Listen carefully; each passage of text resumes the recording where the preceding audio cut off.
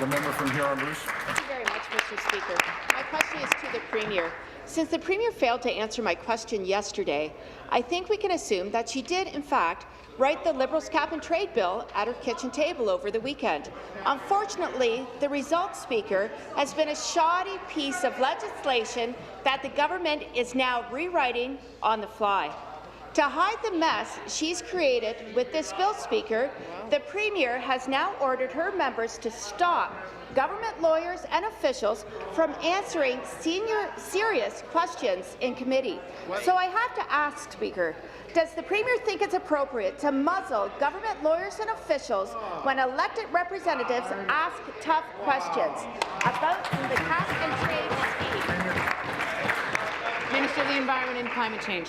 Thank you, Minister of the Environment and Climate Change. Mr. Speaker, first of all, we have had 4 discussion papers on cap and trade and carbon pricing over the last 10 years. Second, in the last year, we spent an entire year consulting on what approach to take. The broad consensus from industry.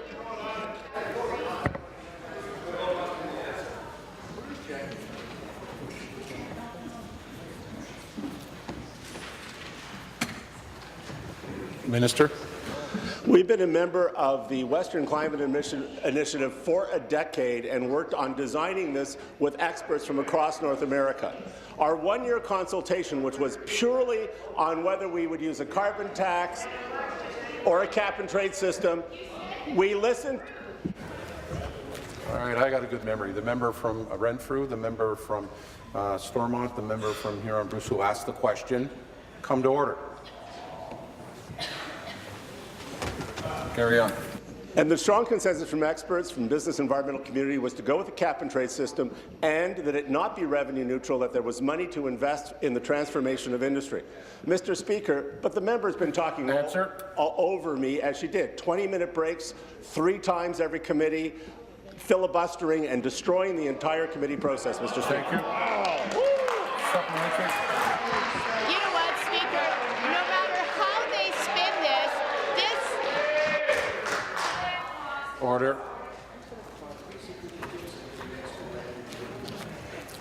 You're not helping. I'm trying to get them to be quiet. That's 2 for you. Finish, please. no matter how they spin this, this government owns some of the worst legislation ever to hit this floor. And cap-and-trade is no different. Again, Speaker, back to the Premier. The Environment Minister admitted yesterday that the Liberals' cap-and-trade bill is, quote, one of the most complex pieces of legislation to be introduced in this legislature. A part of the complexity is the result of poor drafting. The Liberals have more than 70 amendments to their own bill, Speaker, and now they're attempting to strong-arm committee members into rubber stamping each of their changes. And they are now even muzzling government lawyers and officials in committee, Speaker, to prevent these people from speaking the truth about the cap-and-trade system that they've devised. Speaker, these tactics are not acceptable. Will the Premier, for once, do the right thing, withdraw Bill 172 to be specific, and begin developing a revenue-neutral plan? Thank you. Minister.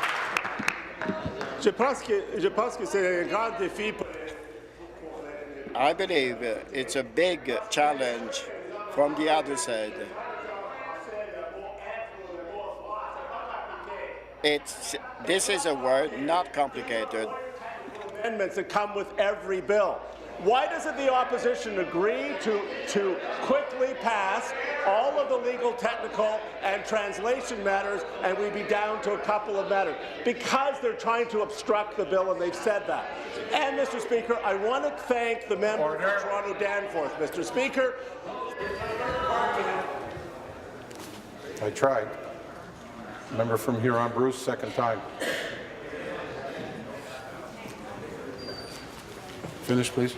I want to thank the member for Toronto Danforth and the third party who have been incredibly constructive, have worked to improve this legislation, and have been extremely facilitative. Answer. The member from Huron-Bruce and her party has done nothing but delay, call breaks, and prevent other members from actually discussing the bill, Mr. Speaker. Thank you.